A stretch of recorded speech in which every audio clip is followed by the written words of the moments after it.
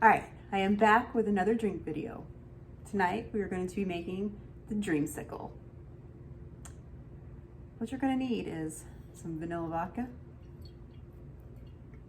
your favorite orange soda, whipped cream, and sprinkles. I have red, white, and blue sprinkles because America. All right, so we're going to start off with some vanilla vodka here, 1.5 ounces. Just my little, looks about right.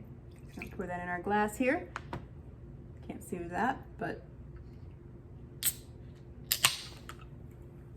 a little low today. So just gonna pour a little bit of orange soda in there.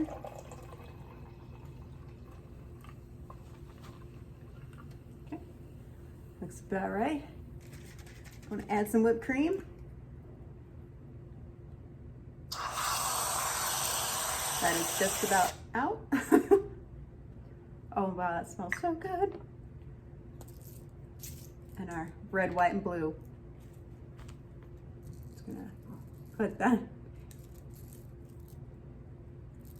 like that. And there you have the Dreamsicle or creamsicle, whatever you want to call it.